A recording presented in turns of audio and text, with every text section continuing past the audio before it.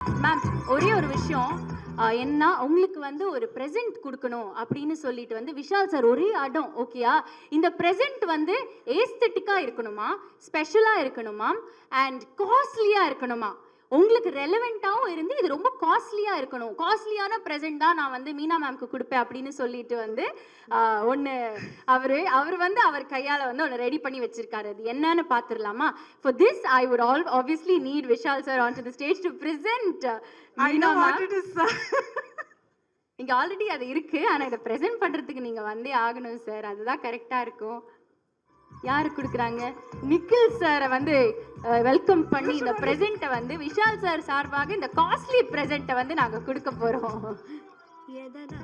என்னை வச்சு ஏதோ சீன் பண்றாங்கன்னு பிஹைண்ட் த சீன் வர சொன்னாங்க. அப்பவே சொன்ன வர மாட்டேன்ட்டு. நான் முன்னாடில இருந்து வரேன்ட்டு. மேத்யூ கார்மெண்டா இல்ல பாப்கார்ன் காஸ்ட்லியா? இது உங்க ஐடியா தானே? ஆக்சுவலி எனக்கு ஃப்ரீயா கிடைக்குது 15 இயர்ஸா. நான் காசு கொடுத்து வாங்கினது. So how will I say? But point well taken. All of you should check the combos also. I have very few words to speak. Sir, thank you. Thank you always for believing me, not from today, but 2009. Career start பண்ணும்போதுலேருந்து I've been with sir. And whenever I change, I come to sir and I always feel he's so updated.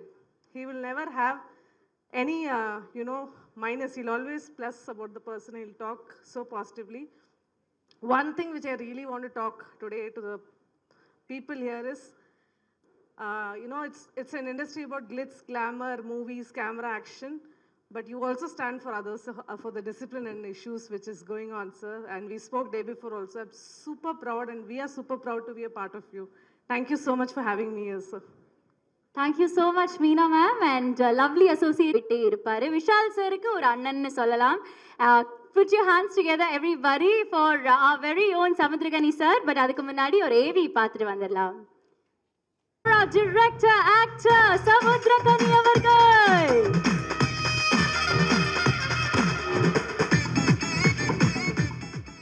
இறைவனுக்கு நன்றி. ரொம்ப மகிழ்ச்சியான ஒரு தருணம். இந்த படம் ரொம்ப special எனக்கு. ஏன்னா ஹரி அண்ணன், அப்புறம் என் தம்பி விஷால், சுகு, எல்லாமே அண்ணன், தம்பி, தங்கச்சி, மாமன், மச்சான், இப்படி ரத்தம் சதயமான ஒரு படைப்பாக வந்திருக்கு. ஹரி அண்ணன் கூட ஒர்க் பண்ணும்போது வேகமாக கிராஸ் பண்ண தீ பிடிச்சிரும். அந்த மாதிரி டைரக்டர்ஸை பார்க்கும்போது அவ்வளோ சந்தோஷமாக இருக்கும் எனக்கு. நான் அவரை பார்த்துக்கிட்டே தான் இருப்பேன். உங்ககிட்ட இருந்து நிறைய விஷயம் கற்றுக்கிட்டேண்ணே. தேங்க்யூ. இந்த உழைப்பு தான், இந்த உழைப்பு உழைப்பு உழைப்பு, அவ்வளோதான். அப்படி ஒரு சகோதரர். ரொம்ப சந்தோஷமாக இருக்குது. என் தம்பி விஷால், அண்ணன் தம்பினா அப்படி, அது அவ்வளோதான். அதுக்கு மேலே சொல்கிறதுக்கு வார்த்தையே இல்லை. ரொம்ப சந்தோஷம். சுகுவோட பல படைப்புகள், அதாவது என்னை ஒவ்வொரு முறையும் என்னை ஒரு மாதிரி கவர்ந்துக்கிட்டே இருப்பான் என் தம்பி. நன்றி தம்பி, ரொம்ப மகிழ்ச்சி. மாஸ்டர் ரொம்ப சந்தோஷம். என் சகோ மாஸ்டர் முதல்ல ஒரு 5 மாடியிலேருந்து என்னை ஏரில் இறக்குனீங்க. ரொம்ப மகிழ்ச்சி மாஸ்டர். டிஎஸ்பி சார் ரொம்ப சந்தோஷம் சார். யோகி தம்பி ரொம்ப மகிழ்ச்சி தான் அவனோட பயணப்படுறது. கார்த்தி 3 முறை சந்திச்சிருக்கோம். ஒவ்வொரு முறையும் நீங்கள் எனக்கு புதுசாக தெரியுறீங்க. உங்ககிட்ட இருக்க உண்மை எனக்கு ரொம்ப பிடிச்சிருக்கு. இந்த உண்மை உங்களை பெரிய இடத்துல கொண்டு போய் வைக்கும். வாழ்த்துக்கள் கார்த்தி. மகிழ்ச்சி. நன்றி. கனி சார், ஒரே ஒரு கேள்வி மட்டும் கேட்டுக்கலாமா? நீங்க நிறைய நடிச்சிருக்கீங்க, உங்களை டிரெக்ட் பண்ணி பார்த்துருக்கோம். ஏன் ஹரி சாரோட ரத்னம் சூஸ் பண்ணி நான் இதில் ஒரு நான் சூஸ் பண்ணல, அவர் தான் என்ன சூஸ் பண்ணாரு. ஏன்னா 2 பேரும் ஒரே ஸ்கூல். அது சொல்லணும். நான் திடீர்னு ஒரு நாள் ஒரு ஃபோன் வந்தது, யானை ஷூட்டிங்கில், இந்த இடத்துல இப்போ நீங்கள் என் கூட நின்னா எனக்கு ரொம்ப தைரியமாக இருக்கும் அப்படின்னு சொன்னார். அண்ணா நான் வரேன்னு கிளம்பி போனேன். அப்போ ஆரம்பிச்சது. ஏன்னா 2 பேரும் கேபி சார் ஸ்கூல். இந்த படத்துக்கெல்லாம் ஒன்றுமே பேசலை. அவராக வந்தார், திடீர்னு கடன்னு சொல்லிட்டு இதுதான் இது அதான் நம்ம பண்ணுறோம் அப்படின்னா ஓகே சார் வந்துடுறேன் அப்படின்னு சொல்லிட்டு கிளம்பி வந்தது தான். இது வந்து அண்ணன் தான் என்னை கூப்பிட்டு போனார், நான் ஒன்றும் பண்ணல.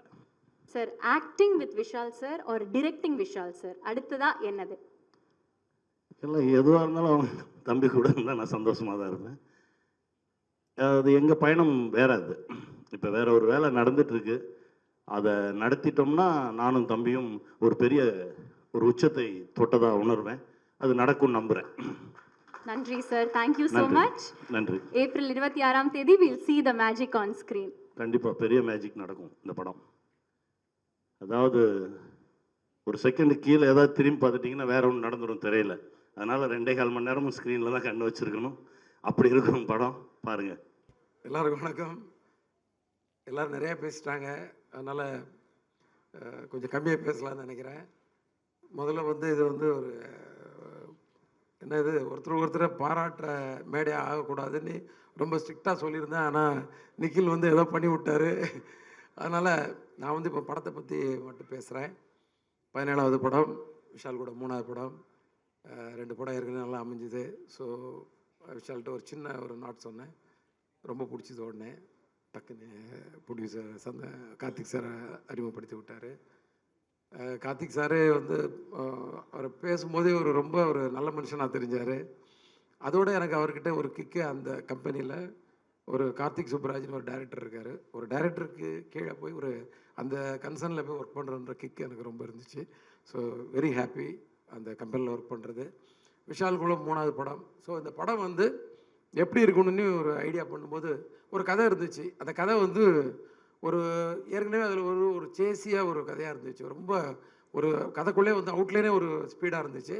ஸோ இப்போ வந்து நம்ம ஸ்க்ரீன் ப்ளே எப்படி பண்ணலான்னு ஒரு டிசைட் பண்ண கமிட் ஆன உடனே அப்போ வந்து ஒரு ஏற்கனவே 2 படம் பண்ணோம். அதில் நிறையா ஃபேமிலி இருந்துச்சு, ஆக்ஷன் இருந்துச்சு, எல்லாமே இருந்துச்சு. இது வந்து கொஞ்சம் ஃபேமிலி கொஞ்சம் குறைச்சிக்கலாம், ஃபேமிலி பார்க்குற மாதிரி எடுக்கலாம். ஆனால் ஃபேமிலி நிறைய யூத் ஆடியன்ஸை உள்ளே கொண்டாடுற மாதிரி வரணுன்றதுக்காக ஒரு 60% ஆக்ஷன் அண்ட் 40% வந்து ஒரு எல்லோரும் பார்க்குற மாதிரி ஒரு விஷயங்கள், இந்த மாதிரி ஒரு ஐடியாவில் வந்து ஸ்க்ரீன் ப்ளே பண்ணேன். அந்த ஸ்க்ரீன் ப்ளே வந்து உண்மையிலே வந்து எனக்கு வந்து ஒரு திருப்தியாக எடுக்கும்போது வந்து அந்த திருப்தி இருந்துச்சு. விஷாலோடைய ஒரு பெரிய கான்ட்ரிபியூஷன், டைமிங்லேயும் சரி, அந்த வேலைகளையும் சரி, ஈடுபடுத்திக்கிட்டது, பர்ஃபார்மன்ஸ்லேயும் சரி. ஆக்ஷன் வந்து எப்போயுமே ஒரு நல்லா பண்ணுவார்னு தெரியும். ஆனால் அதில் ஒரு எமோஷ்னல் பர்ஃபார்மன்ஸ் உண்மையிலே கண் கலங்கிற மாதிரி ஒரு 2-3 இடம். நீங்கள் பார்த்தீங்கன்னா தாமிரபரணியில் பார்த்தீங்கன்னா எண்டில் வந்து ஒரு டைலாக் இருக்கும். அதாவது காயப்படுத்தினவனுக்கு காயம் ஆடுற வரைக்கும் வலி, ஆனால் காயப்பட்டவனுக்கு காயம் ஆடுற வரைக்கும் வலி, ஆனால் காயம் படுத்தினவனுக்கு காலம் பூரா வலின்னு சொல்லி மனசு வலிக்குது மாமான்னு சொல்லி அவர் கண் கலங்கும்போது மொத்த ஆடியன்ஸுமே வந்து ஒரு ஃபீல் பண்ணாங்க. எனக்கு அது எப்பெல்லாம் பார்த்தாலும் அடிக்கடி இந்த படம் டிவியில் ஓடிட்டு இருக்கும். ஸோ அந்த இடம் வரும்போது ரொம்ப ஃபீல் பண்ணும். ஸோ அதை மைண்டில் வச்சுக்கிட்டேன் எமோஷனல் ஏரியாவில். ஸோ ஏற்கனவே வந்து ஒரு எமோஷனலான ஒரு கதைக்குள்ளே நல்ல ஒரு 2-3 சீன் ஸ்ட்ராங்காக வச்சணும்னு சொல்லி பிளான் பண்ணி பண்ணோம். அது அழகாக பர்ஃபார்ம் பண்ணி கொடுத்தீங்க, ரொம்ப நல்லா இருந்துச்சு. நான் ஒவ்வொருத்தரையாக வந்து சொல்ல போகிறது இல்லை, வெரி சாரி. என்னோடய ஆர்டிஸ்ட் எல்லாருமே நல்லா பண்ணியிருந்தாங்க. எல்லாருமே வந்து டெக்னீஷியன்ஸ் அத்தனை பேர் நல்லா பண்ணியிருந்தாங்க. டிஎஸ்பியாக இருக்கட்டும், சுகுமார் சாராக இருக்கட்டும், எல்லாருமே நல்லா பண்ணியிருந்தாங்க. இதில் வந்து நான் வந்து இப்போ இந்த ரொம்ப நாளாக வந்து எல்லாம் இந்த சிங்கிள் ஷாட்டை பற்றியே பேசிகிட்டு இருக்காங்க. ஸோ அதை பற்றி கொஞ்சம் சொல்லலான்னு இருக்கேன். ஏன்னா படம் என்னவாக இருக்க போகுதுன்றதான் எல்லாரும். ஏன்னா இது ஒரு ப்ரெஸ் மீட்டாக ஆரம்பித்து இது வந்து ஒரு பெரிய ஃபங்க்ஷன் மாதிரி ஆகிடுச்சு. ஸோ இது வந்து ப்ரெஸ் மூலமாக நான் ஆடியன்ஸுக்கு சொல்கிற விஷயம் உங்களுக்காக வந்து ரொம்ப ஒரு மெனக்கடல் பண்ணி தான் இதை படத்தை வந்து மேக்கிங் பண்ணியிருக்கோம். இதில் வந்து 8 ஃபைட் அண்ட் சேசிங் எல்லாம் சேர்ந்து ஒரு 8 சீக்வன்ஸ் இருக்குது. அந்த 8 சீக்வன்ஸையும் 4 மாஸ்டர்ஸ் பண்ணியிருக்காங்க. அதில் ஒவ்வொருத்தருக்கும் ஒவ்வொரு மாதிரி ஃபைட்டை பிரித்து கொடுத்தோம். எல்லாருமே வந்து ரொம்ப சிறப்பாக பண்ணியிருக்காங்க. என்னோட ஒரே ஒரு இது என்னென்னா, அதாவது இதை வந்து ஆடியன்ஸ் இந்த படம் பார்க்குறாங்க. இந்த ஃபைட் வந்து ஒருத்தருக்கு பிடிக்கலாம், பிடிக்காமல் இருக்கலாம், என்ன வேணாலும் இருக்கலாம். ஆனால் ஏன்டா வச்சாங்க நீ மட்டும் கேட்டவே கூடாது. ஏன்னா வேணும்னு வச்ச மாதிரி இருக்கக்கூடாது.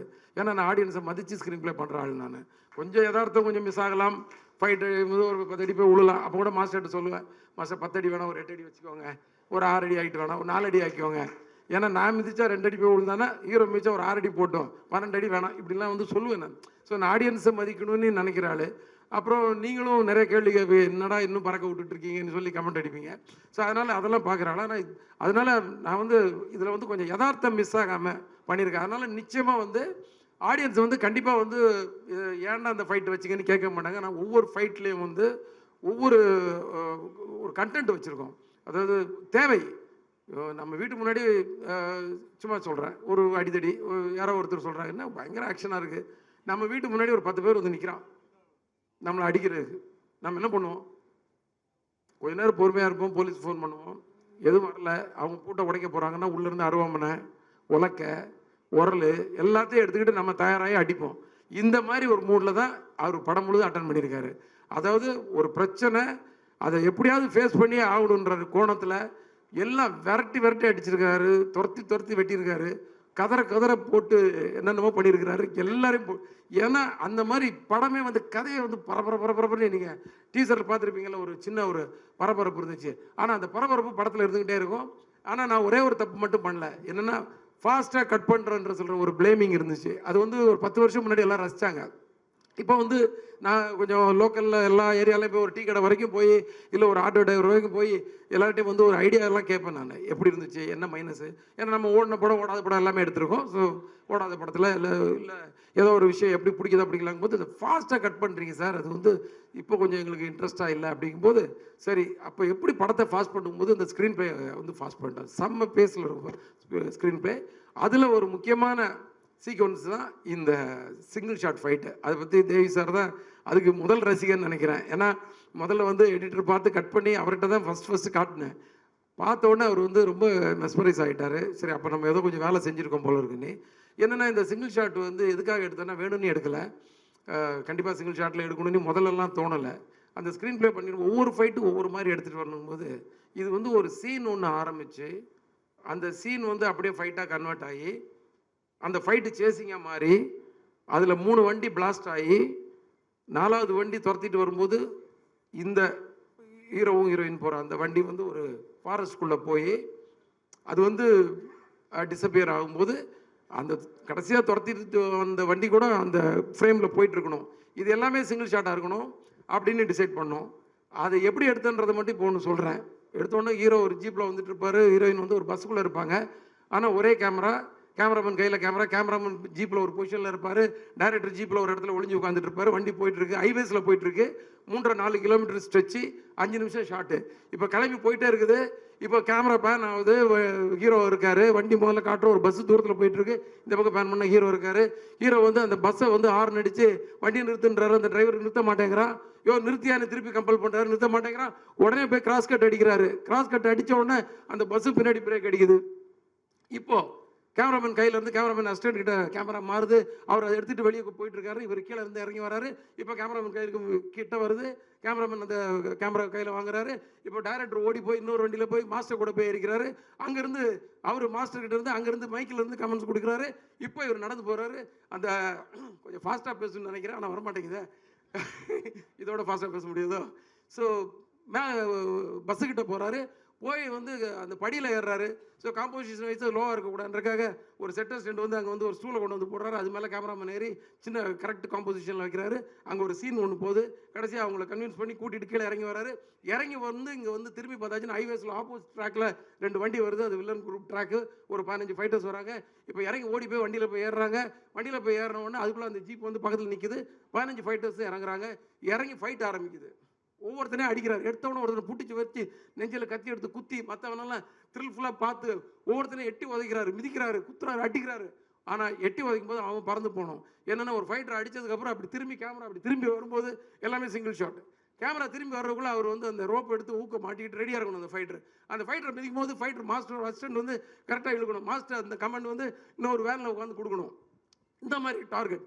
இந்த 15 பேரை அடிச்சு போட்டு திருப்பி அந்த ஜீப்பில் ஏறி கிளம்புறாரு. அதுக்குள்ளே பஸ்ஸில் உள்ள ஜூனியர் ஆர்டிஸ்ட் 50 பேர் இறங்கி அங்கேருந்து எல்லாத்தையும் வேடிக்கை பார்த்துட்டு இருப்பாங்க. அவங்களும் அந்த இந்த சீனுக்கு வந்து கோஆப்ரேட் பண்ணும். யாராவது ஒருத்தர் தப்பு பண்ணாலும் முடிஞ்சுது. இப்போது வண்டி மறுபடி கிளம்புது ஜீப்பு. அவங்க வந்து 2 வண்டி இவங்களை துரத்திட்டு வருது. துரத்திட்டு வந்தோடனே கேமராமேன் கையில் இருந்து கேமரா வந்து பறக்குது. பறந்தாச்சுன்னா 100 ஃபீட் ஹைட்டு போயிட்டு இருக்கும்போது கடைசியாக வந்து வண்டி 2 வண்டி இந்த வண்டியை துரத்திட்டு போகும்போது கரெக்டாக ஹைடென்ஷன் ஒயரில் வந்து 100 மீட்டர்கிட்ட உயரத்தில் வந்து ஒரு கேமரா பட்டு டம்முன்னு கீழே வந்து உடஞ்சிருது. கேமரா அப்படியே கட்டு. அதுக்கப்புறம் இன்னொரு கேமரா, இன்னொரு இது சேம் ப்ராசஸ். அந்த ப்ராசஸில் இப்போ திருப்பி அந்த ஒயரோட ஹைட்டை மெஷர் பண்ணி 80 ஃபீட்டு ஹைட்டில் 100 மீட்டர் கிடையாது 100 ஃபீட் 80 ஃபீட் ஹைட்டில் அந்த கேமரா போயிட்டுருக்குது.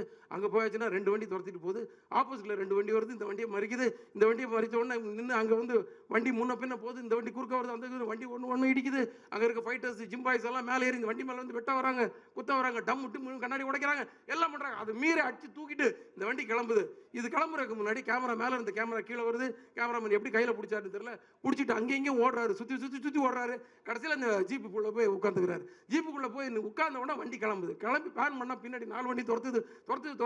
ஒரு வண்டி வந்து ஒரு பெரிய போஸ்ட்டில் அடிச்சு பிளாஸ்ட் ஆகுது. அது மட்டும் சிஜி, பிளாஸ்ட் மட்டும் தான் சிஜி. ஆனால் ஷார்ட் கட் ஆகலை.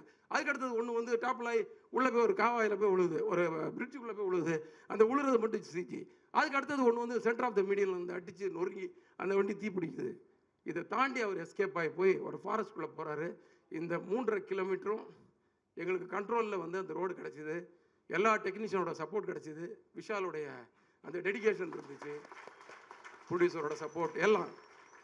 இது வந்து இதை சிங்கிள் ஷாட்டாக தான் எடுக்கணும்னு ஒரு பிடிவாதத்தோட நான் வந்து நிறைய பேர்கிட்ட பேசினேன், நிறைய டெக்னீஷியன்ஸில் பேசினேன்.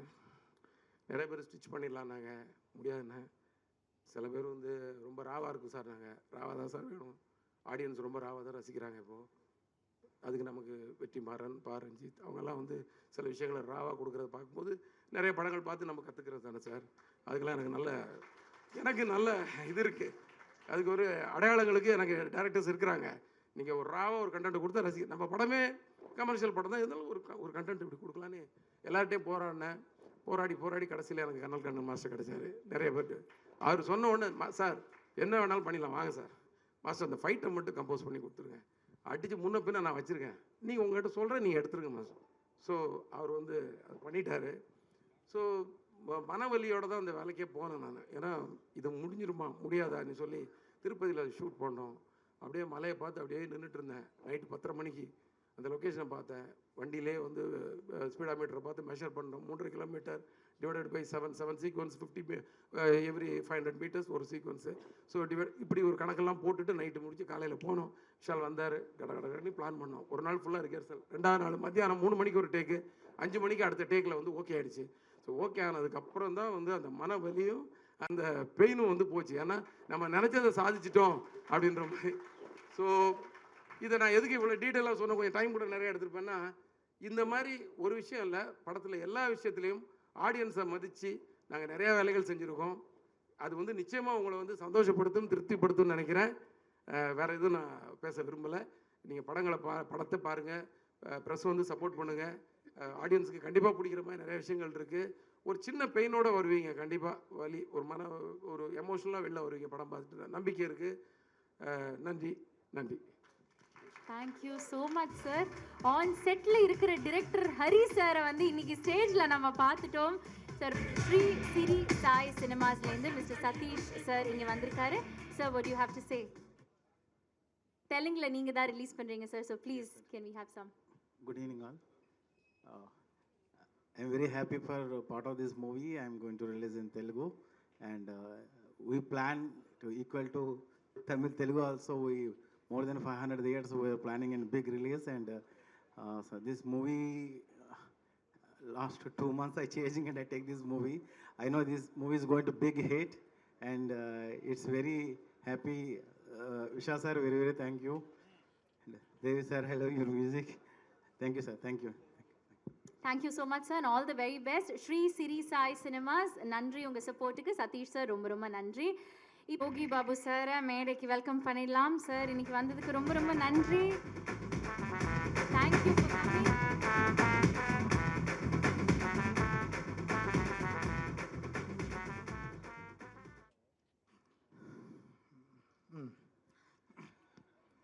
எல்லாருக்கும் வணக்கம். இந்த ஏவி பார்க்கும்போது ரொம்ப சந்தோஷமாக இருக்குது. ஏன்னா ஆரம்ப காலம் லொல்லு சபாலேருந்து ஸ்டார்ட் பண்ணோம், நம்ம அட்மாஸ்பியர்லேருந்து ஆரம்பித்து இன்றைக்கி இவ்வளோ படங்கள், இவ்வளோ ஏவி, அதுவும் ஹரிசார் படத்தில் அவரோட ஃபங்க்ஷனில் என்னோட ஏவி வருது, நான் ரொம்ப சந்தோஷமாக நினைக்கிறேன். ரொம்ப நன்றி சார். என்ன பேசுன்னு தெரியல, இருந்தாலும் 4 வார்த்தை பேசிடுறேன்.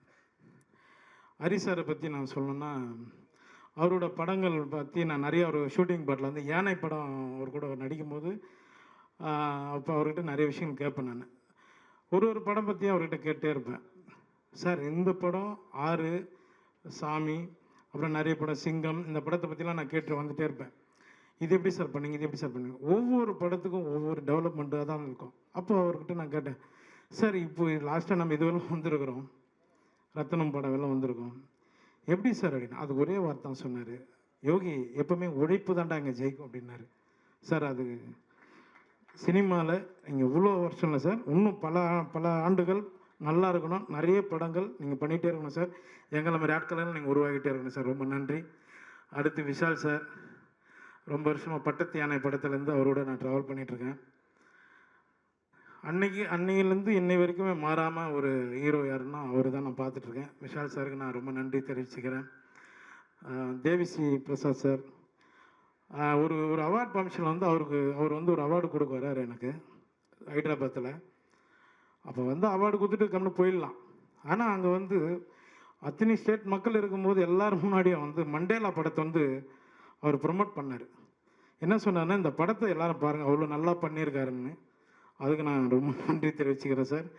தினேஷ் மாஸ்டர், அவர் எனக்கு ஒரு அண்ணன் மாதிரி.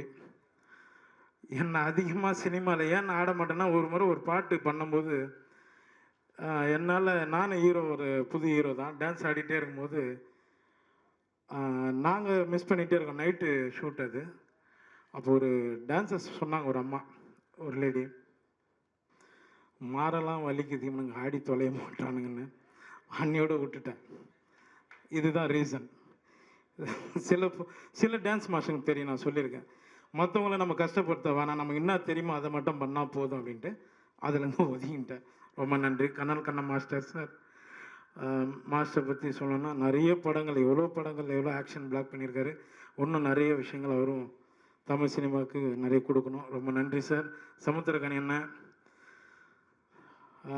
ஏதாவது ஒரு சின்ன தவறுனா முதல்ல ஃபோன், தம்பி கரெக்டாக ஃபாலோ பண்ணிக்கடா அப்படின்னாரு. அவருக்கு நான் நன்றி தெரிவிச்சுக்கிறேன். இங்கே யாரும் தெரிஞ்சு தப்பு பண்ண போகிறது கிடையாது. அப்போ ஒரு முறை சமுத்திரக்கனி என்ன சொன்னார் ஒரு விஷயத்த, ஆனால் இந்த பிஸ்னஸ்ன்றாங்கன்னா, நான் காமெடி ஆக்டரு, நான் எல்லா இடத்துலையும் காமெடின்னா, ஏன்னா இப்போ எல்லாமே நான் ஓப்பனாக சொல்கிறேன், நான் காமெடின்னு தான், எனக்கு லைஃப் லாங்கில் காமெடி இருந்தால் தான், அதுக்கு தான் நான் 23 வருஷம் போராடினேன். சரிங்களா? அதனால் என் தொழில் காமெடி தான், அதை நான் மிஸ் பண்ண முடியாது. அப்போ ஒரு முறை அவர்கிட்ட நான் கேட்டேன், என்னென்ன அப்படின்னு கேரானில் உட்காந்து கேட்கும்போது, இது என்னென்ன பிஸ்னஸ்ன்றாங்க அப்படின்னு. அதுக்கு அவர் ஒரு பதில் சொன்னார், பிஸ்னஸ்ன்றது வந்து அது படம் முடிஞ்சதுக்கு அப்புறம் தாண்டா அது பேசுவாங்க, அது எனக்கு தெரியும். பட் ஆனால் அவருக்கு ஒரு வார்த்தை சொன்னார், என்னென்னா, கதை நல்லா இருந்தால் தான், ஒரு கதை தாண்டா ஒரு ஹீரோ உருவாக்கும், ஒரு பிஸ்னஸ் பண்ணணுன்னு. ரொம்ப நன்றிண்ணே.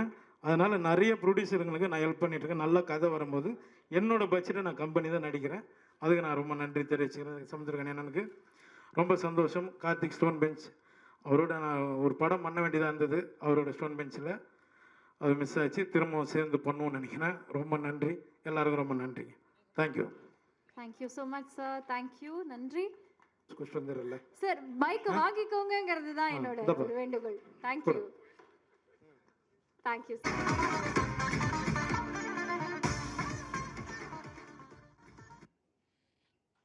வந்திருக்கிற அனைத்து நெஞ்சங்களுக்கு என்னோட மாலை வணக்கம். பத்திரிகை நண்பர்களுக்கு எல்லோருக்கும் முதல்ல ஆரம்பிக்கிறதுக்கு முன்னாடி, இந்த மாதிரி மேடையை வந்து 19 வருஷம் தாண்டி 20வது வருஷத்தில் எனக்கு மறுபடியும் அமைச்சு கொடுத்த உங்களோட அன்புக்கும் அனைத்து தெய்வங்களுக்கும் என்னோட வணக்கத்தை நான் தெரிவிச்சுக்கிறேன், என்னோட நன்றியை நான் தெரிவிச்சுக்கிறேன். நான் கடமைப்பட்டிருக்கேன். ஏன்னா ஒரு சாதாரண பயணம் இல்லை. திடீர்னு சொன்னாங்க 19 வருஷம் ஆச்சு, 20வது வருஷம்ன்ட்டு. சத்தியமாக அந்த எண்ணிக்கையெல்லாம் பார்க்குறது இல்லை, உங்களோட அன்பு தான் பார்த்துட்டு வந்து. ஏன்னா ஒவ்வொரு நடிகரோட வாழ்க்கையை வந்து எப்போவுமே அப்படி மேலோட்டமாக போகிறது இல்லை. ஸ்டாக் மார்க்கெட் மாதிரி டிப்பாகவும் மேலே போகும். ஆனால் அந்த சோர்வடையும் போது மேலே போகும்போது போடா போய்கிட்டே இருடா அப்படின்னு சொல்கிறது நீங்கள் தான். ஆடியன்ஸு நீங்கள் திரையரங்கத்துக்கு வந்து இந்த நடிகை நல்லா அடுத்த படம் நல்லா பண்ணுவான் அப்படின்ற நம்பிக்கை கொடுக்கும்போது தான் ஒவ்வொரு திரைப்படத்தில் மறுபடியும் உழைச்சி போகிறது ஒரு விஷயம் இருக்குது. ஸோ இன்னைக்கு ரத்னம் திரைப்படம் வருகிற வெள்ளிக்கிழமை ஏப்ரல் 26 ரிலீஸ் ஆக போகுது. அதுக்கு முன்னாடி உங்ககிட்ட படத்தை பற்றி சொல்கிறதுக்கு முன்னாடி, நாளைக்கு ஏப்ரல் 19 முக்கியமான நாள், ஓட்டு போட வேண்டிய நாள். கண்டிப்பாக நீங்கள் எல்லோரும் போய் தயவு செஞ்சு இன்றைக்கி எப்படி நீங்கள் பொறுமையாக எல்லோரும் பேசிகிட்டு இருக்கிறத காத்து நீங்கள் உட்காந்து பார்த்தீங்களோ அதே மாதிரி நாளைக்கு நிற்க வேண்டிய சூழ்நிலை கண்டிப்பாக வெயில் அடிக்கும், கண்டிப்பாக நீளமான கியூ இருக்கும். ஆனால் வாக்குப்பதிவுன்றது ரொம்ப முக்கியம். இன்றைக்கி வேணாம், அடுத்த வெள்ளிக்கிழமை பார்த்துக்கலான்றது திரைப்படம். ஆனால் அன்னைக்கு ஓட்டு போயிட்டு அன்றைக்கி தான் நீங்கள் ஓட்டு போடணும். மறுபடியும் பார்த்துக்கலாம், அடுத்த 5 வருஷம் கழித்து பார்த்துக்கலான்னு மட்டும் யோசிக்காதீங்க தயவு செஞ்சு. ஏன்னா சிட்டியில் எப்போவுமே வந்து குறைவாக இருக்கும் ஓட்டு பதிவு. எப்போவுமே கிராமத்தில் வந்து 70% இருக்கும், சிட்டியில் நகரத்தில் தான் வந்து 50% இருக்கும். ஃபஸ்ட் டைம் ஓட்டர்ஸ் வேறு 10 லட்சம் ஓட்டர்ஸ் இந்த வாட்டி இருக்காங்க. எல்லோரும் வந்து நீங்கள் ஓட்டு போடணும். அது எனக்கு அதான் அதுக்கான விஷயம் அடுத்தது அப்புறம் சொல்கிறேன். ஒரு இன்ஸ்பிரேஷனான ஒரு விஷயம் இன்றைக்கி நான் நடந்தது காலம்பரை. இது கண்டிப்பாக இந்த வெள்ளிக்கிழமை நாளைக்கு வந்து மறக்காமல் ஓட்டு போட்டுருங்க.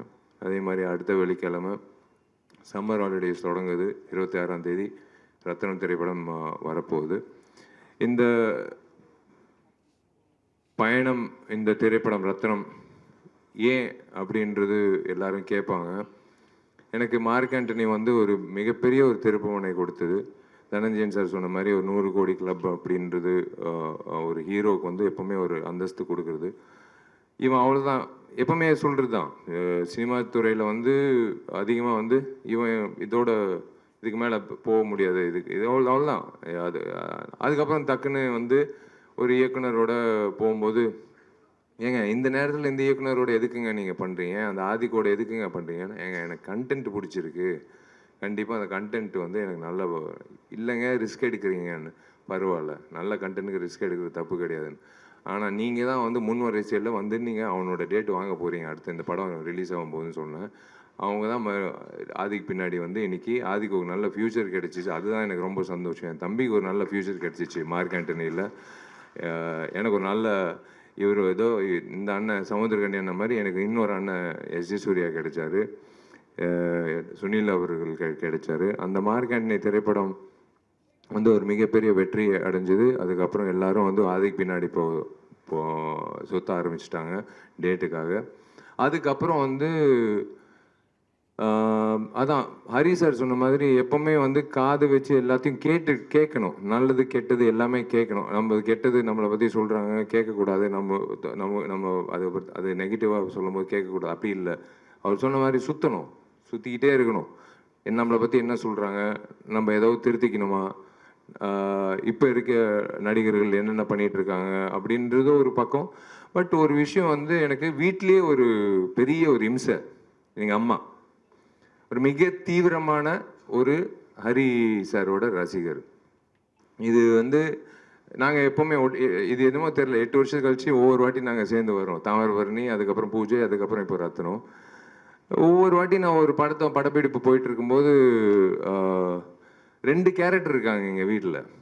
ஒன்று எங்கள் அப்பா ஃபஸ்ட்டு படத்துலேருந்து இப்போ வரைக்கும் ஏதாவது என் பேர் வந்துடுச்சுன்னா முதல்ல வந்து பேப்பர் கட்டிங் வந்து காலம்பரை கீழே இறங்கி வந்து உட்காரும் போது அவர் ஒரு பேப்பர் கட்டிங் கட் பண்ணிகிட்டு இருப்பார். என்னென்னா என் பேர் வந்திருக்கு, தினத்தந்தி, மாலை மலர், ஏதோ ஒரு பேப்பரில் என் பேர் வந்திருக்கு.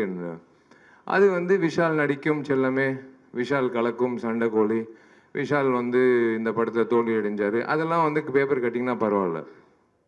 இந்த கேரக்டர் எங்கள் நயனா எப்படின்னா, விஷால் பேர் வந்தால் போதும். ஒரு நாள் திடீர்னு கீழே இறங்கி வந்து அவர் சின்சியராக பேப்பர் கட் பண்ணிகிட்டு இருக்காரு. என்ன பண்ணிகிட்டு இருக்கீங்கன்னா, இல்லை உனக்கும் பிரியாமணிக்கும் காதல்னு வருது, இது ஏன்ப்பா கட் பண்ணுறீங்கன்னா, இல்லை உன் பேர் வந்திருக்கு அவ்வளோதான், அது போதும் எனக்கு அப்படின்னு கட் பண்ணி இருக்கிற ஒரு கேரக்டர். அப்படி ஒரு கேரக்டர் இருக்கார். 2வது கேரக்டர் வந்து எங்கள் அம்மா. ஒவ்வொரு திரைப்படத்துக்கு நான் படப்பிடி போகும்போது, டே இங்கிட்டு வா, நீ எப்போ ஹரியோட படம் பண்ண போகிற அப்படின்னு கேட்பாங்க. இல்லைம்மா அது நேரம் வரும்போது கண்டிப்பாக அமையும். சும்மா நான் வந்து டிவிலே பார்த்துட்டு இருக்க முடியாது. இப்போ சீக்கிரமாக வந்து ஹரியோட எனக்கு ஹரியோட நீ இப்போ படம் பண்ணணும்னு. அம்மா டைம் வரும்போது கண்டிப்பாக நான் நடக்கும்மா, டெஃபினட்டாக நடக்கும்னு ஒவ்வொரு வாட்டி இப்போ சொல்லிகிட்டே இருப்பாங்க. ஸோ இந்த நேரத்தில் மார்க் ஆண்டனி முடிஞ்சு இப்போது சுற்றி கேட்கும்போது எல்லாரும் சொன்ன விஷயம் வந்து, சார் வந்து பழைய விஷால் பார்க்குற மாதிரி ஒரு சண்டைக்கோழி, திமிரு, தாமிரபரணி விஷால் பார்க்கணும் மாதிரி இருக்குது அப்படின்னு சொன்னோன்னே எனக்கு என்னமோ தெரில. இதுக்கு உண்மையிலே மனசார எப்பவுமே ஃபில்டர் கிடையாது, உங்கள் எல்லோருக்கும் தெரியும். இந்த திரைப்படத்துக்கு முக்கியமான காரணம் வந்து மினி ஸ்டுடியோஸ் வினோத் தான். வினோத் வந்து சொன்னாப்புல, சார் நீங்கள் ஹரி சாரோட மறுபடி படம் பண்ணணும், நீங்கள் பண்ணோம் சார் அப்படின்னாப்புல. Correct, okay. நான் நேராக ஹரி சார் ஃபோன் அடித்தேன். சார் நம்ம 2 பேரும் சேர்ந்து படம் பண்ணலாமா சார்? ரொம்ப சந்தோஷப்பட்டார். ஏன்னா எனக்கு அண்ணன் மாதிரி தான், நான் எப்போவுமே என்னோட பெரிய அண்ணன் மாதிரி தான் நான் வந்து ஹரி சார் பார்த்தது உண்டு பர்சனலாக. எப்போவுமே ஒரு பெரிய அண்ணன்கிட்ட எப்படி நடந்துக்கிறது, அவங்க வீட்டில் கூட என்னை அப்படி தான் பார்ப்பாங்க, அவங்க வீட்டு பிள்ளை மாதிரி தான் பார்ப்பாங்க. நான் ஹரி சார் கிட்ட சொல்லும் போது ரொம்ப சந்தோஷம், பண்ணலாம் விஷயம்னா அங்கிட்டே இருங்க சார், நான் வரேன் உங்கள் ஆஃபீஸ்க்கு, அலுவலகத்துக்கு வரேன், நம்ம படம் பண்ணலாம் சார்னு சொல்லும்போது சார் ஒரு லைன் சொன்னார். லைன் சொல்லும்போது ஒரு விஷயம் எப்போவுமேங்க, ஒரு நடிகருக்கு ஒரு புதுமுக இயக்குனர் கதை சொல்லும்போது அது நல்லா இருக்குது நல்லா இல்லைன்றது டக்குன்னு சொல்லிடலாம். ஒரு பெரிய இயக்குனர் 3ஆம் முறை வரும்போது, அது 2 முறை அதுவும் பெரிய வெற்றி உங்களால் கிடைச்சதுனால 3ஆம் முறை வரும்போது சார் என்ன வச்சிருப்பார் அப்படின்னு ஒரு தயக்கத்தில் இருப்போம் டெஃபினட்டாக, எப்படி பண்ணியிருப்பாருன்னு. ஆனால் எனக்கு ஒரு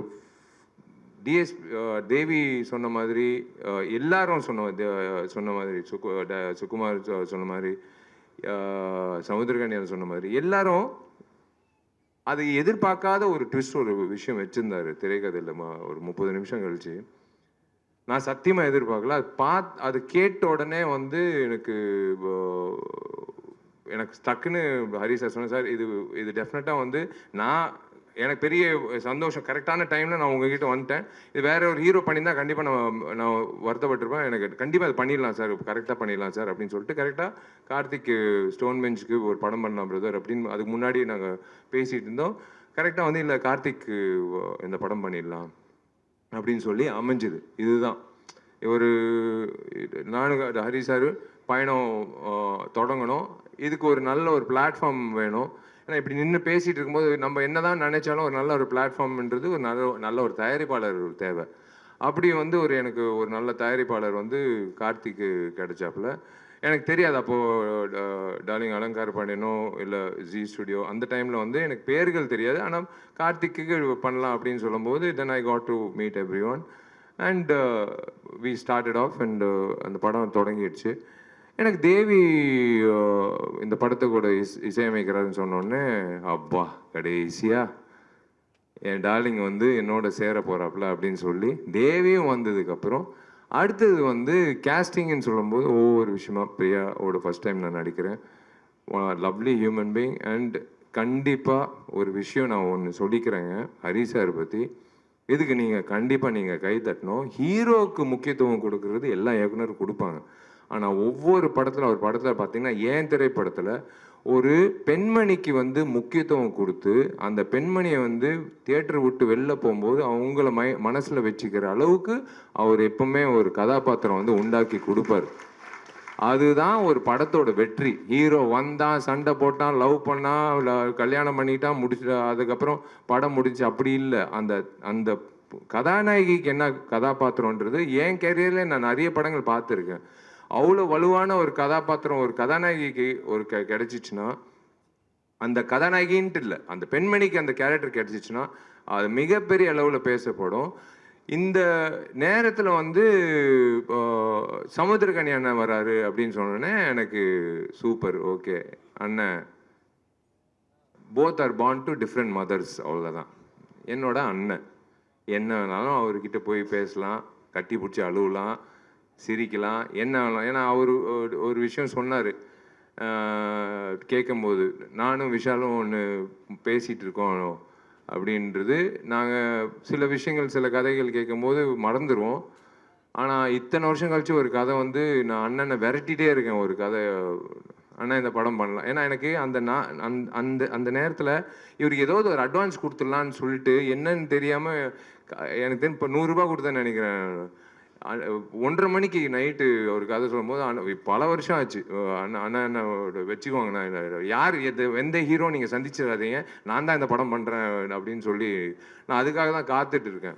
இப்போ தனஞ்சயன் சார் சொன்ன மாதிரி அடுத்தடுத்து போகணும்னு சொல்கிறாருல்ல, அதுக்கு வந்து முன்னுதாரணமாக வந்து நான் ஏங்கிட்டு இருக்கிற ஒரு விஷயம் வந்து, ஏன்னா எல்லா நடிகர்களும் எல்லா இயக்குநர்களும் நடிகர்கள் ஆகும்போது எங்களை மாதிரி நடிகர்கள் வந்து நாங்கள் இயக்குனர் தான் ஆகணும், வேறு வழி இல்லை. அதனால தான் துப்பறிவாளன் 2ல வந்து நான் இயக்குனராக 25 வருஷோட கனவு நினைவாகுது. அது நினைவாகுது, அது வருது. அது ரொம்ப சந்தோஷப்படுறேன். ஃபஸ்ட்டு வாழ்க்கையில் யோசிச்ச ஒரு விஷயம் என்னவா நான் ஆகணுன்றது, அது வந்து இயக்குனர் ஆகணும்னு நினச்சி அப்பா கிட்ட சொல்லி அம்மா கிட்ட சொல்லி இன்றைக்கி வந்து அது தேங்க்ஸ் டு மிஷ்கின் சார் அந்த கனவை வந்து முன்னாடியே கொண்டு வந்ததுக்கு. அண்ட்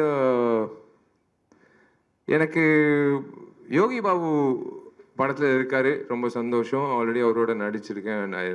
அவரோட இருக்கிற ஒரு விஷயம் எனக்கு என்னென்னா, ஐ லவ் பாசிட்டிவ் பீப்புள். எனக்கு ரொம்ப பிடிச்ச விஷயம் என்னென்னா, அவரோட ஒய்ஃப் வந்து என் தங்கச்சி மாதிரி தான். நான் வீட்டுக்கு போகும்போது நான் எப்போவுமே சொல்லுவேன், நான் வீட்டுக்கு வரேன் டார்லிங், சாப்பிட்றதுக்கு வரேன். எப்போ வீட்டுக்கு போனாலும் அங்கிட்டு கொஞ்சம் நேரம் உட்காந்துட்டு போகலான்னு தோணும். என்னமோ தெரில, ஒரு நிம்மதியான ஒரு இடத்துல, கோயிலில் தான் அப்படி தோணும்.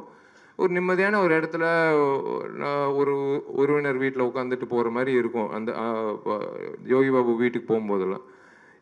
யோகி பாபு கிட்ட அதாவது சினிமா தாண்டி வந்து நிறைய நட்புகள் வந்து நீண்ட நாட்கள் போய்கிட்டே இருக்கும். எங்கிட்ட இருந்தாலும் அவர் எப்படி இருக்காரு, அவர் என்ன பண்ணிட்டு இருக்காரு, அவர் நல்லா இருக்காரா அப்படின்னு நினைக்கிற நான், எனக்கு தெரியும் கண்டிப்பாக அவர் எப்பவுமே நினைச்சிட்டு இருக்கிற ஒரு நபர். அந்த மாதிரி எல்லாரும் வரும்போது எனக்கு சுகுமார் டிஓபி அப்படின்னு வரும்போது உண்மையிலே சிவபரிகாரம்லாம் நாங்கள் 2 பேர் சந்திக்கும் போது அன்றைக்கி நான் தொடர்ந்த நட்பு. இன்றைக்கி வந்து மாமேன்னு 2 பேர் பேசிக்கிறது. அதுதான் என் வாட்ஸ்அப்பில் நாங்கள் 2 பேர் பேர் சொன்னதே கிடையாது. Sukumar has done a fabulous job. அதான் சொன்னேன்ல, ஒரு ஹரி வந்து பிறக்கும் போதே அவங்க அப்பா அம்மா வந்து அவருக்கு ஹரின்னு பேர் வச்சாங்க. ஏன்னா அவர் ஹரியாக வந்து கண்டிப்பாக வந்து வாழ்க்கையில் வந்து முன்னேற்றம், ஹரின்றது முன்னேற்றம் தான். அந்த முன்னேற்றத்துக்கான உழைப்புன்றது முக்கியம். அதுதான் ஹரி சார். சாதாரணமாக 3 படங்கள், 3வது படம் வெற்றி கூட்டணி அப்படியெல்லாம் அதெல்லாம் அப்படி எடுத்து வச்சிடலாங்க. ஆனால் இவரோட நான் வேலை செய்யும்போது எனக்கு ஒரு விஷயம் வந்து, நான் என் வாழ்க்கையை நான் ஓப்பனாக சொல்கிறேன், இந்த திரைப்படத்தில் என்னோட வாழ்க்கையோட போக்கு வந்து நான் மாற்றிக்கிட்டு இப்படி தான் இருக்கணும் என் வாழ்க்கை, இப்படி தான் நான் வந்து வாழணும், இப்படி வாழ்ந்தால் தான் நான் நீண்ட நாட்கள் நான் போக முடியும் அப்படின்ட்டு இவரோட எனர்ஜி, இவரோட விஷயங்கள். விஷால் நாளைக்கு காலைல 7 மணிக்கு ஷார்ட் வச்சு, நோ ப்ராப்ளம் சார், 5 மணி கூட வச்சுக்கலாம் சார், நான் வரேன். அது என்னமோ தெரியல, அவருக்காக நான் வரணும்னு, அவருக்காக நான் உழைக்கணும், அவருக்காக நான் ஏதோ எனக்கு காசு கார்த்திக் கொடுத்தாப்புல அதுக்காக அப்படியெல்லாம் இல்லை. ஹரி சார் சொன்னால் கரெக்டாக இருக்கும், ஹரி சார் சொன்னால் உழைப்புக்கு ஏற்ற மாதிரி பலன் உண்டு அப்படின்னு எனக்கு தெரியும். அவர் தம் கட்டி சொன்னார்ல 5 நிமிஷம் காட்சி, உண்மையிலே வியந்து பார்த்தேங்க. சத்தியமாக ஒரு கேமரா வந்து ஒரு ஃபில்மாக இருந்திருந்தா கண்டிப்பாக வந்து எடுத்திருக்க முடியாது. டிஜிட்டலாக இருக்கிறதுனால hats off to Hari sir's vision. நான் இந்த படத்தில் வந்து நான் சொன்னேன், சார் நான் இயக்க போகிறேன்னு நினைக்கிறேன் இந்த திரைப்படத்துக்கு அப்புறம், உங்களோட நான் உதவி இயக்குனராக நான் வேலை செய்ய போகிறேன் சார், நீங்கள் கண்டுக்காதீங்க சார், நான் அப்படியே பார்த்துக்கிட்டே இருக்கேன். I want to see how he is executing that சொன்னார். ஆனால் எப்படி எக்ஸிக்யூட் பண்ண போகிறாரு, சுகுமாரும் எப்படி எக்ஸிக்யூட் பண்ண போகிறாரு அப்படின்னு சொல்லும்போது எனக்கு சார் சொன்னார், 5 நிமிஷம் காட்சி விஷால், இந்த மாதிரி ஒரு காட்சி ஒரே ஷாட்டுன்னு ஸ்டிச் பண்ண போகிறோமா சார் அப்படின்னு நானும் கேட்டேன். இல்லை விஷால், 5 நிமிஷம் நம்ம ரிஹர்சல் பண்ணலாம், 2-3 நாள் கூட ரிஹர்சல் பண்ணலாம், ஆனால் ஒரே ஷாட்டில் எடுக்கிறோன்னு. பிளடி சேலஞ்சுங்க. இவருக்கு தேவையே கிடையாது அந்த மாதிரி பண்ணணும். கேட்டுக்கிட்டு பண்ணுறாரு பாருங்களேன், அதுதான் வந்து அவரோட வெற்றிக்கு. முதல்ல இந்த படத்தோட வெற்றி வந்து இயக்குனர்கிட்ட தான் வரணும். இயக்குனர் வெற்றி அடைஞ்சாதான் வந்து எங்களை மாதிரி நடிகர்கள் வந்து உங்கள் முன்னாடி வந்து நாங்கள் சொல்ல வேண்டிய விஷயங்கள் வந்து கரெக்டாக சொல்ல முடியும்னு. அவரோட பாதையில் போயிட்டோம். அது எக்ஸிக்யூட்டட் பை டிஓபி சுகுமார். எப்படி, அதாவது ஒரு பறக்கிற கேமரா வந்து பிடிச்சா அந்த ஒரு ஆட்டம் வரும், அந்த ஆட்டம் வரக்கூடாது, தெரிஞ்சிடும் பிடிச்சிட்டாரு கேமராமேன்ட்டு. அதை பிடிச்சிட்டு இப்படி கொண்டு வந்து அந்த கண்டினியூ பண்ணும்போது என்னோட டார்லிங் கொரியோகிராஃபர், என் உடம்புல 109 தையல், 100வது தையலுக்கு நான் பார்ட்டி வச்சேன் என் நண்பர்களுக்கு. 109 தையலுக்கு அதிகமான காரணம் வந்து என்னோட டார்லிங் வந்து கனல் மாஸ்டரு. என்னை வந்து இன்னைக்கு ஆக்ஷன் ஹீரோ விஷால் வந்து ஆக்ஷனில் கலக்கிறாரு அப்படின்னு ஒவ்வொருத்தர் சொல்கிறதுக்கு முக்கியமான காரணம் வந்து சண்டைக்கோழியில் என்னை நம்பினார் இந்த கனல் மாஸ்டரு. எனக்கு வந்து இன்னும் ஞாபகம் இருக்குது, சண்டைக்கோழி கிளைமேக்ஸில் பண்ணிகிட்டு இருக்கும்போது ஒரு கிக் அடிக்கும் போது ஃபஸ்ட்டு ரியாக்ஷன் இவர் தான். இவர் கேமரா இது மானிட்டர் எல்லாம் பார்க்க மாட்டார், அப்படியே உடச்சிட்டு போயிட்டே இருப்பார். ஏதோ ஒரு எக்ஸைட்மெண்ட் இருந்தார், கிடச்சேன் ஜாக்கி சான் அப்படின்னு சொல்லிட்டு அப்படியே போயிட்டே இருந்தார். நான் வந்து ரோப் ஷாட்டில் நின்றுட்டுருக்கேன், பிரேக்குன்னு சொல்லிட்டு அவர் பாட்டு போயிட்டே இருக்கார், நான் பாட்டு ரோப்பில் நின்றுட்டு இருக்கேன். அவர் வந்து ரசிக்கிறார், என்ன சொன்னாலும் செய்கிறான், பரவாயில்லையா சூப்பர் அப்படின்னு சொல்லிட்டு அவர் வந்து தொடங்கின ஒரு விஷயந்தான். எங்களுக்குள்ள ஒரு இது ஃபஸ்ட்டு தையல் வந்துருச்சுன்னா விஷால் படம் சூப்பர் ஹிட் அப்படின்னு. அதே மாதிரி தான் 12, அதுக்கப்புறம் 16, அதுக்கப்புறம் பூஜையில் மறுபடி 16. அவர் வந்து என்னென்னா தையல் வந்து விஷால் முடிஞ்சிச்சுல, தையல் முடிஞ்சிச்சுதான். ஆமாம் மாஸ்டர் போட்டாங்க, தையல் போட்டாங்க அண்ணா. அப்போ ஷூட்டிங் போயிடலாம் மாஸ்டர். தெரியுமே மாஸ்டர், பரவாயில்ல அது பிரச்சனை இல்லை, அது இப்படி வச்சுக்கலாம் அப்படின்னு. அந்த மாதிரி வந்து கனல் மாஸ்டரு, ஹரி சார், சுகுமார், அங்கிட்டு இருக்கிற ஃபைட்டர்ஸு, அங்கிட்டு இருக்கிற அசிஸ்டன்ஸு எல்லாரும் சேர்ந்து அந்த 5 நிமிடம் வந்து காட்சி அமைச்சது வந்து it is going to be a treat for all of you. It is something you can expect always from a new director to prove it, not from a senior director at this point of time in is career. அது பண்ணுறாருன்னா இன்னமும் நானும் நிற்கிறேன், உங்கள் மத்தியில் நானும் நிற்கிறேன், நான் உங்களுக்கும் ஈடு கொடுக்குறேன் அப்படின்னு சொல்லி பண்ணுற ஒரு விஷயந்தான். ஸோ அதுதான் எனக்கு ரொம்ப இப்போ சந்தோஷமாக இருந்தது. அதுதான் எனக்கு ரொம்ப பிடிச்ச விஷயம். இன்னைக்கு ஐ தேங்க்யூ ஃபார் அதான் உங்கள் எல்லோருக்கும் நான் ஏன் நன்றி சொல்கிறேன்னா, இந்த பொக்கே கொடுக்குறதெல்லாம் எங்களுக்கு இப்போ பழக்கம் இல்லை, எப்போ ரொம்ப காலமாக இருக்குது அந்த ஒரு விஷயம். ஏன்னா எனக்கு தெரியும் 5 நிமிஷத்தில் உங்கள் வண்டி பின்னாடி தான் இருக்கும், அது வாடி போயிடும் அதெல்லாம். இப்போது சிரிப்பு பார்த்தீங்களா அந்த 2 பிள்ளைகள், நீங்கள் தான் இப்போ படிக்க வைக்கிறீங்க, நான் படிக்க வைக்கல, நான் படிக்க வைக்கிறேன். ஆனால் இன்றைக்கி ஒரு நிகழ்ச்சியில் வந்து 2 பேருக்கு ஒரு வாய்ப்பு கிடைச்சிச்சுல, அது நீங்கள் தான் வந்து இப்போ இன்றைக்கி வந்து அது உணர்ந்து நீங்கள் வந்து மதித்து கொடுத்தீங்களே, அதுக்காக தான் வந்து அந்த 2 பிள்ளைகளுக்கு வந்து படிப்பு கிடைச்சிச்சு. அதுவும் பெண் குழந்தைகள் படித்து முன்னேறினாங்கன்னா ஒரு பெரிய ஒரு சமுதாயமே பெரிய மிக சிறந்த சமுதாயமாக இருக்கும். அதுதான் வந்து எனக்கு ரொம்ப பிடிச்ச விஷயமா இருந்தது. இன்னைக்கு நீங்கள் உங்களால் இன்னைக்கு 2 குழந்தைங்க படிக்க வராங்க.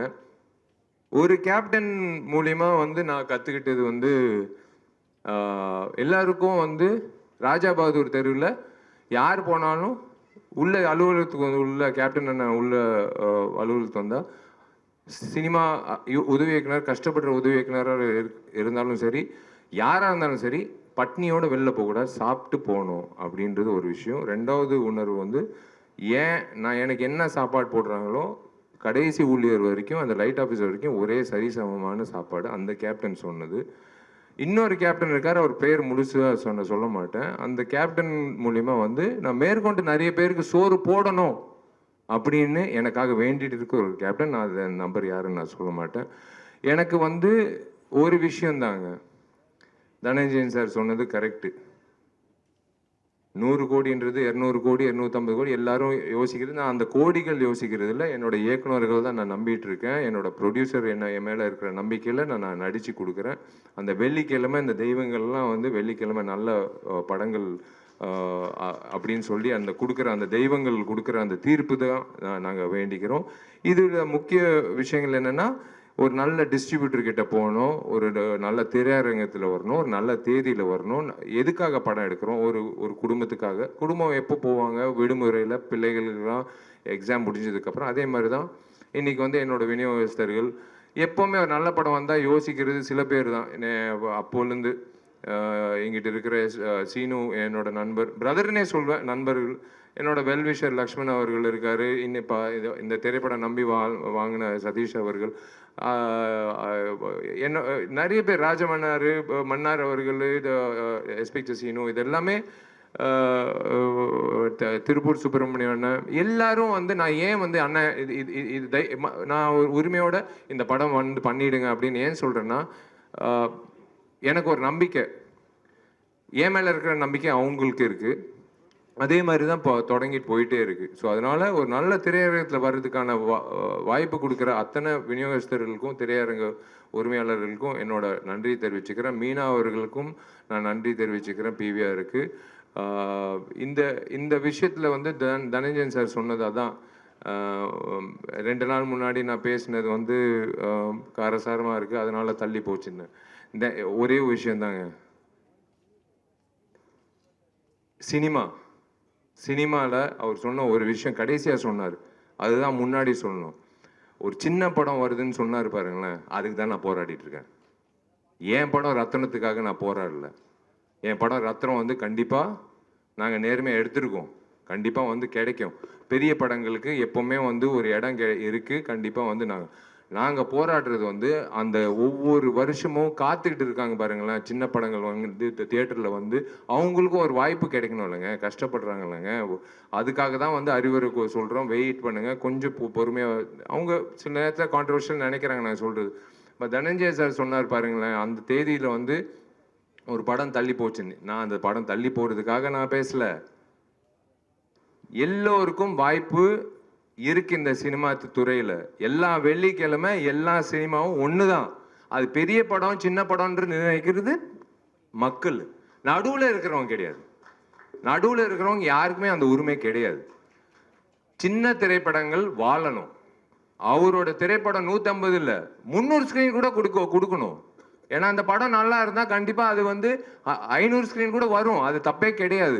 நம்ம ஒரு வட்டத்துக்குள்ளே நம்ம போகக்கூடாது. நம்ம ஒரு விஷயத்துக்காக பயந்து யாருமே சினிமாவை வந்து cannot own cinemas for every one. நான் தான் அது கற்றுக்கிட்ட ஒரு விஷயம். அதனால தான் வந்து நான் ஒரு விஷயத்த வந்து என் ஆதாயத்தை நான் கொட்டிக்கிட்டேன். ஏன்னா நான் உழைச்சிருக்கேங்க, நான் வந்து என் தயாரிப்பாளர் வந்து வட்டி கட்டுறாரு. நான் திரும்பவும் சொல்கிறேன், என் தயாரிப்பாளர் முகத்தை நான் பார்க்கணும். ஒவ்வொரு வாட்டி நான் பார்க்கும்போது அந்த தயாரிப்பாளர் ஜெயிக்கணுன்றதுக்காக தான் நாங்கள்லாம் உழைக்கிறோம். அந்த தயாரிப்பாளர் ஜெயிச்சாதான் மேற்கொண்டு இன்னொரு தயாரிப்பாளர் கதிரேசன் சார் எத்தனை வருஷமா வெயிட் பண்ணிட்டு இருக்காரு எனக்காக திரைப்படம் அவரோட நான் பயணிக்கணும். நானும் ஆசைப்படுறேன், அவரும் ஆசைப்படுறோம். கரெக்டான திரைப்படம், கரெக்டான ஒரு இயக்குனர்ன்றது. எல்லா இயக்குனர்களும் எல்லா தயாரிப்பாளர்களும் யோசிக்கிற விஷயம் அது ஒன்று தான். அதுக்காக தான் நான் இந்த படம் வந்து தள்ளி போகிறதுக்கெல்லாம் இல்லை, அப்படியெல்லாம் நான் எதுவும் பேசல. இருக்கிற உண்மையை வந்து எனக்கு தெரியலங்க. எங்கள் அப்பா அம்மா கற்றுக் கொடுத்த விஷயங்க எனக்கு தெரியாது. ஃபில்டர்லாம் கிடையாது. எங்கள் வீட்டில் தண்ணி உள்ளே வந்துருச்சுன்னா, எங்கள் அம்மா அழுதுச்சுன்னா நான் கண்டிப்பாக நான் சொல்லுவேன். அண்ணா நகர்லேயே தண்ணி வந்துருச்சுன்னா அப்போ உங்கள் வீட்டில் வந்து தண்ணி வரும்ல, அதுக்கு தான் நான் வந்து நான் சொன்னேன். நான் சும்மா வந்து என்னோட எமோஷன் வந்து ப்ரமோஷனுக்காக நான் பயன்படுத்துறது கிடையாது. சத்தியமாக நான் சொல்கிறேன், என்னோட எமோஷன் வந்து நான் சத்தியமாக நான் ஒரு சராசரி மனிதனா, நான் ஒரு வாக்காளராக இந்த நாட்டு குடிமகனா நான் பதிவு பண்ணுறேன், அவ்வளோதான். அது சில நேரத்தில் சில பேர் கோவப்படுங்க. ஆனால் நான் சொல்கிறது உண்மைதான். நிறைய பேர் சொல்லுவாங்க அது உண்மைதான். அதுக்காக தான் நான் சொல்கிறேன். அரசியல் இருந்தது தனஞ்சய சார் சொன்ன மாதிரி கேட்டது நான் சொன்னது. நான் இப்பவும் சொல்கிறேன், 26 வந்து நான் வரக்கூடாது நான் வேண்டிக்கிறேன். நீங்கள் பூர்த்தி செஞ்சுருங்க. நல்ல விஷயங்கள் நீங்கள் செஞ்சிட்டிங்கன்னா எங்களை மாதிரி ஆட்கள் ஏங்க அரசியல்வாதிகள் நடிகர்களாக மாறும்போது நடிகர்கள் ஏங்க அரசியல்வாதியாக மாறக்கூடாது? அதுதான் நான் சொல்கிறேன். நீங்கள் நல்லது செஞ்சிட்டிங்கன்னா நாங்கள் எதுக்குங்க இன்னொரு கொடியை வச்சுக்கிட்டு நாங்கள் வந்து ஆட்டிக்கிட்டு இருக்கணும்?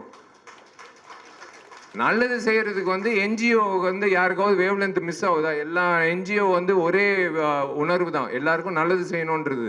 ஆனால் ஏன் கட்சிகள் மட்டும் வந்து வெவ்வேறு மேனிஃபெஸ்டோ வெவ்வேறு? அப்படி இல்லை, எல்லாருக்கும் என்ன ஒரு குறிக்கோள், நல்லது செய்யணும்னு.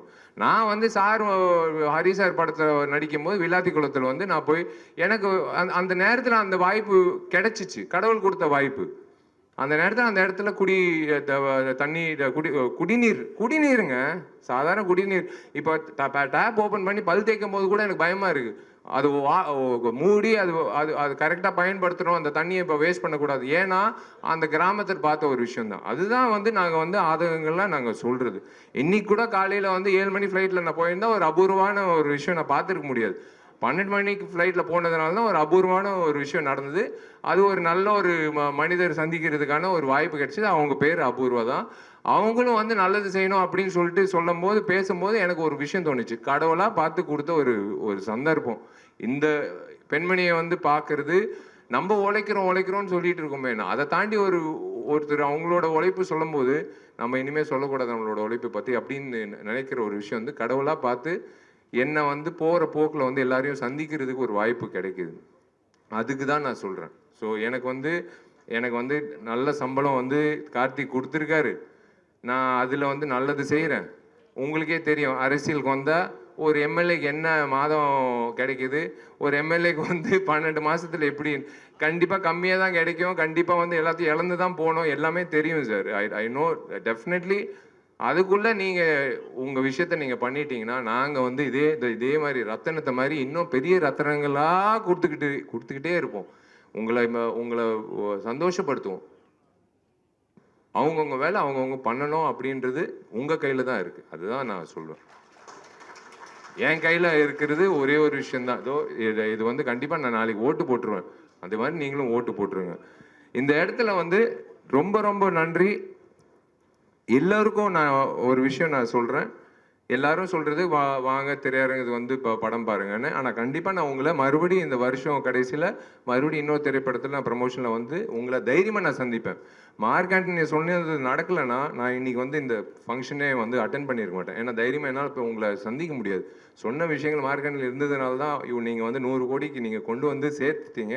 அதனால தான் இன்றைக்கும் நான் சொல்கிறேன், ஹரி சார் உழைப்பு, விஷால் இல்லை அதெல்லாம் ஓகே, ஹரி என்ற இயக்குனரோட உழைப்புல நாங்கெல்லாம் வந்து அந்த யூனிவர்ஸ், ஹீஸ் எ யூனிவர்ஸ். அந்த யூனிவர்ஸில் நாங்கள்லாம் ஒரு பிளானட்ஸாக வந்து நாங்கள் வந்து கரெக்டான அலைன்மெண்ட்டில் வந்து உங்களுக்கு ஒரு கேலக்சியான ஒரு பயங்கரமான ஒரு என்டர்டெயின்மெண்ட் வேல்யூ ஏப்ரல் 26 உங்களுக்காக காத்துட்டு இருக்கு. ரொம்ப ரொம்ப நன்றி. நீங்கள் தேங்க்யூ சப்னா, தேங்க்யூ. இந்த சட்டை மாற்றுற விஷயம் வந்து கண்டிப்பாக வந்து என்னால் முடியாது. என்னால் ஒரு இன்டர்வியூலே வந்து அத்தனை சட்டை வந்து மாற்றணும்னு சொல்லிட்டு நின்றுருப்பாப்புல காஸ்டியூமர்.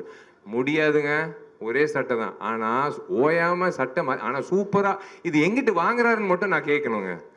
ஏன்னா அதுதான் நான் ஃபஸ்ட்டு கேட்கணும். என்னோட டார்லிங் நிக்கிலுக்கு வந்து நான் நன்றி தெரிவிச்சுக்கிறேன். Is been there since long time with me. அதை பார்த்தீங்களா 3வது சட்டை. இப்போ அதுக்குள்ளே நீங்கள் வந்து ப்ரெஸ் மீட் முடியறதுக்குள்ளே 4வது சட்டை. இல்லை காஸ்டியூம் வந்து நானும் ஹீரோயின் மாற்றணும்னு அவசியம் கிடையாது, இவரே மாற்றிடுவார். ஸோ இந்த நேரத்தில் வந்து I would like to say one thing. எனக்கு நீங்கள் சொன்னது கரெக்ட் தான். First song Rajasundaram master song காதலிக்கும் ஆசை இல்லைன்றது பயந்து நின்னேன். நல்ல வேலை எப்படியோ முடிச்சிட்டேன். அதுக்கப்புறம் வந்து ஏதோ இவர் உட்காந்துருக்காரு டார்லிங் தினேஷ் மாஸ்டர். அது எப்படி சொல்கிறதுன்னு தெரில. இந்த நட்பு எனக்கு ரொம்ப பிடிக்கும் அப்படின்னு 3 வார்த்தையில் சொல்லிடலாம். அது ஓகே. பட் என்ன ஒரு நடிகனா வந்து இவனும் வந்து செம்மையாக டான்ஸ் ஆட முடியும் அப்படின்னு நிரூபித்து காட்டினது பொறுமை வேணுங்க.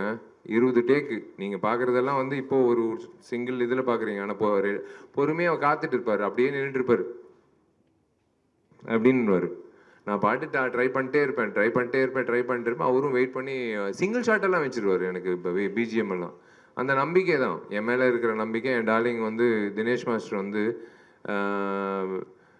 எனக்கு லைக் அதான் சினிமா இண்டஸ்ட்ரியில் நிறைய நபர்கள் வந்து நான் இழக்கக்கூடாது அப்படின்ற பட்டியலில் இருக்கிற ஒரு நபர் வந்து Dinesh and his wife and his children.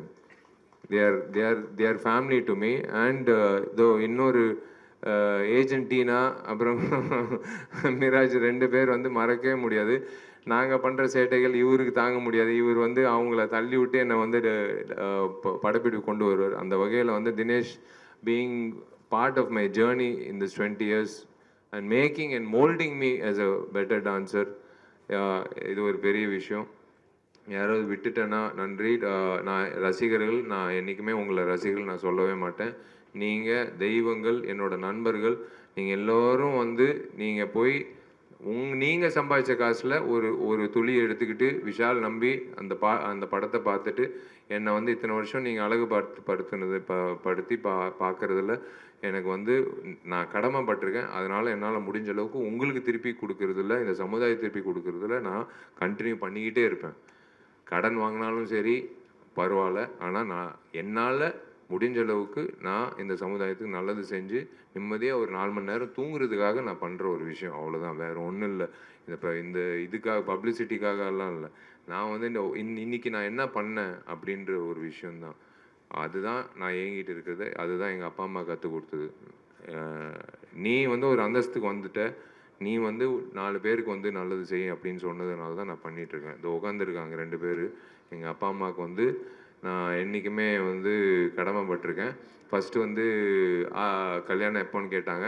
ஆர்யாவுக்கு அப்புறம்னு சொன்னேன். அந்த பரதேசி ஆர்யா கல்யாணம் பண்ணிக்கிட்டான். அப்புறம் வந்து அம்மா வந்து இப்போ ஆர்யா கல்யாணம் ஆயிடுச்சு, எவ்வளோ நல்ல பொண்ணு சாயிஷா கல்யாணம் பண்ணிக்கிட்டான், இன்னைக்கு ஒரு புள்ள பிறந்திருக்கு, நீ என்ன பண்ண போகிறான்னு. அம்மா பிரபாஸுக்கு கல்யாணம் ஆகட்டுமா, அதுக்கப்புறம் நான் கல்யாணம் பண்ணிக்கிறேன்னு. இப்போ வந்து அம்மா காத்துட்ருக்காங்க, ஃபோன் பண்ணி கேட்குறாங்க பிரபாஸுக்கு எப்போ கல்யாணம்னு.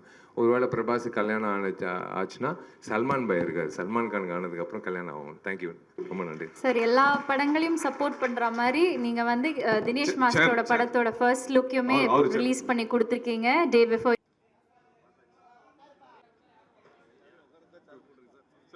அலங்கர் பாண்டியன்